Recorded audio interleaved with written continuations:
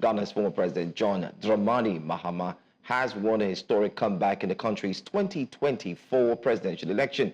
NPP candidate Vice President Mahamudu Bawumia conceded defeat on Sunday, acknowledging that the people of Ghana had spoken and voted for change. Bawumia's concession marks the end of 8 years in power for the NPP under President Nana Akufo-Addo. Experts say Mahama's victory reflects that voters appeared to have punished the ruling New Patriotic Party (NPP) over its mismanagement of nation's economic crisis. According to the National Democratic Congress spokesman Sami Gyamfi, Mahama won 56.3% of the vote against 41.3% for Bawumia.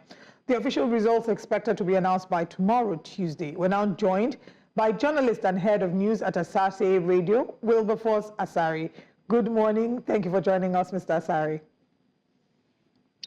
Good morning, and thank you for having me. We see that the results have not yet been officially announced, and we hear about reports of this being an issue in certain parts of Ghana. Even though we've seen that there's been a concession by the vice president to the ex-president who will now be most likely the incoming president in Ghana. But why is this so, and is this typically the norm, the delay in the announcement and collation of results? Well, so, in our laws, or by virtue of established norms in Ghana, the Electoral Commission has 72 hours to declare the final results. And it is so because of the collation process. So the votes are cast at the polling station. They are collated at the polling station. But after collation at the polling station, the presidential results must be transmitted to the constituency level for collation at the constituency. And it's at the constituency level that parliamentary elections are declared. But for the presidential elections, it has to leave the constituency collation and go to the regional collation center.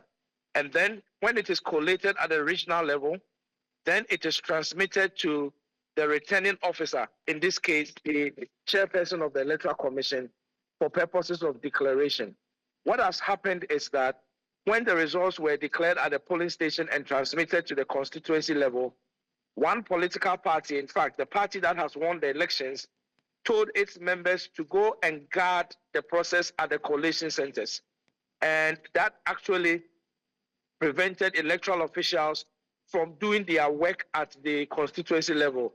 In fact, at some constituencies, some of the political party supporters actually scattered the ballot papers and what have you at the collation center. And so it has largely affected the process of collation. And that is one of the reasons for the delay. It is anticipated that the police have stepped in and are helping to bring order. And then subsequent to that, the Electoral Commission, hopefully before the end of today, will be able to get the collated results from all the 16 regions so that the returning officer, the chairperson of the Electoral Commission, Madam Jean Mensah, can declare the final results. But it is instructive to know that the results literally is known because the two political parties have collated the results right from the polling station level. So there are 40,600 polling stations. The parties have collated the results already, and so the results are known, except that for the official declaration, the Electoral Commission must make sure that it has the certified results so that when it is declared, there are no ambiguities associated with the declaration. So that's what I can tell you about the confusions that have happened in a few places and the subsequent delay that it has brought to the process. All right. Very interesting. But how would you score this election? Many have said that it's below par compared to the elections 4 years ago. But how would you score it? And how are Ghanaians actually scoring the electoral body as well? So in terms of the work of the Electoral Commission, it has been spot on. The Electoral Commission has gotten everything right. And this election has been probably one of the most smoothest and most peaceful, if you ask me. But the challenge has been the fact that the voter turnout will be the most lowest in our history. And that is because largely, if you look at the outcome of the elections, majority of the supporters of the New Patriotic Party, which is the outgoing government or the outgoing party did not turn out to vote. They simply refused to vote. And so when you compare the outcome in terms of the voter turnout, it will go on record as the lowest in our history. And that means that a lot of people showed no interest in this election. And it has been recorded that up to about 10 million people who are registered voters showed no interest at all in this election. And so it is influencing the discourse when it comes to our political experts and what have you. What could have accounted for this show of no interest at all in the political system? And so it's one of the things that I can tell you about as far as the election is concerned. All right, Ghana seems to have become the 5th African nation this year where we've seen that the opposition party has clinched victory. That's in addition to Botswana, Senegal, Mauritius, and I think I would say Somaliland. But what message do you think that this election has passed to the party in power? What message do you think Ghanaians were trying to send? The message that the people who refuse to turn up to vote are sending is that in spite of serious achievements in terms of infrastructure, in terms of all other aspects of public life, I think the message is that they want political parties, when they come into office, to be concerned about basic issues such as bread and butter issues, and also how wealth probably can be spread.